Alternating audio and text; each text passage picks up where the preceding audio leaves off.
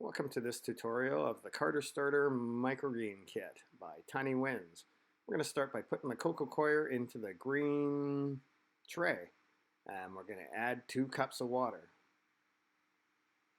There we go, 2 cups of water, and we're going to wait about 10 minutes, and we'll be right back. It's been about 10 minutes. The next step is to ensure that the cocoa coir and the water have been mixed completely. You want to reach the consistency of a drier brownie batter. Make sure you get right in the corners and everywhere with the water. Make sure it's evenly distributed wet. Then we're going to take that green tray and dump it into the white tray, the one with the holes. The next step is to place that white tray in a rinsed out green tray. And what we're going to want to do is to try and level off the cocoa coir. We don't want to press too hard. I'd suggest a block of wood. That's a little more consistent. It helps not make any ruts so you don't get too many seeds in one concentration at a time. Yeah, so just tap it down. Just have to make it flat. It doesn't have to really be pounded down. Even distribution is our goal here. We're going to put a little more water down onto the cocoa coir. It's pretty dry. It's pretty dry stuff. We want to make sure we get it good and wet. There's no such thing as too much water for a seed. Remember what I said, for a seed, for a plant there is, for a seed, we just want to make sure we get it started properly without drying out. And we want to make sure we give it extra water. Especially just before the seeds go down. This prevents them from jumping all over the place.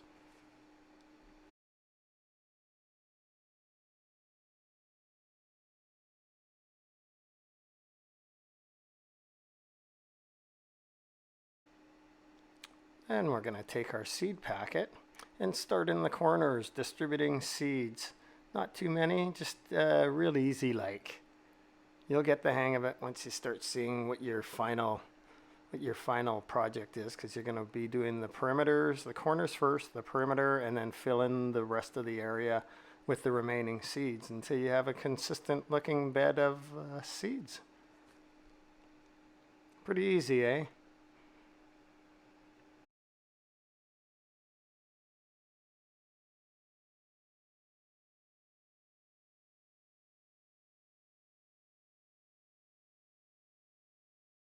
After the seeds are evenly distributed, what you want to do is give them another watering, another real good soaking, especially the broccoli seeds. They tend to like to dry out, and if they dry out after they've been wet, they just don't work good. You just want to give them the best start they can, so make sure you give them plenty of water. Don't soak it. Then add your parchment paper and your favorite book, and you're going to leave it for the night. There you go. And I'll be back. And here we go, after the first night, and we can see radicals. Those are water-hungry roots starting to come out, looking for water.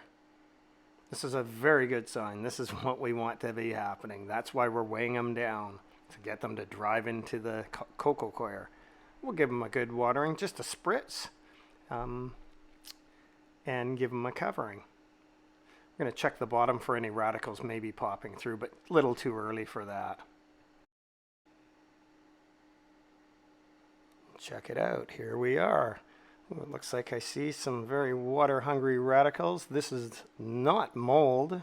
If you experience these really fine white ones, you can tell when you give them water, these will go down, but they're water-hungry. They want to be fed on top before they drive to the bottom of the tray. And that's our ultimate goal, looking for them to show up on the bottom of the tray. Can you see those guys? Yeah, we want to wait till about 50% before we start to bottom water here. Progress is coming along well. Give them a light spritz on top, satisfy those radicals. Cover it up, and we'll see you again. And here we are. We're checking out the radicals on the next day. See, the radicals have alleviated and they've gone into the cocoa coir, but look at that bottom. We're easy 50%. We're about 70% now, so we're doing pretty good. I'm going to keep on spritzing on top, maybe one more day until I can get a little more of the radicals populated on the bottom side. So just give it a light spray. Doesn't have to be too heavy at this point. We really want to keep the surface somewhat dry throughout the grow. It's the bottom.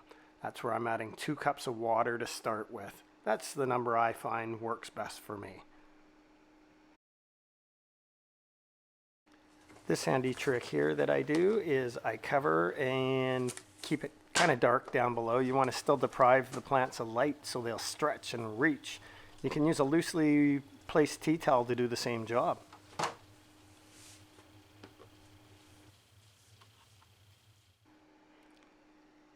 And let's take a look at what we've got. Yeah, we've got some length on the grow. This is good. And almost 100% down below of germination. We're doing well. There's enough water down there. You just want to check on the water. You don't have to keep adding it. You just want to check and make sure it doesn't dry out. That kind of retards the growth of your plant. Look how yellow they are. Boy, are they ever hungry for some light. Well, I'm going to give them light, and I'll be back in a couple days. And I'll let you see what the progress does when you give them light and watch the water. The cotyledons, after a couple of days in indirect sunlight, should be fully mature by now.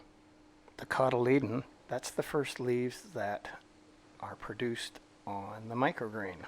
That's our target area usually in microgreens. So don't keep it in direct sunlight for too long. I'm using lights, but no, you can keep it right in your kitchen and harvest at any time after the cotyledons are all up, and you'll find a difference in taste every day. And here we go. We have progress after a couple of days. It doesn't really matter the days or the day you're on. It's the progress. Humidity and temperature play a big role in this in these types of grows. Look at that, nice and clean down there. So it never did dry out, or you'd have black roots down there. But there you go, folks. Please remember to leave a comment, like, and subscribe down below. You can always catch up to us at Tiny Wins Microgreens on Facebook.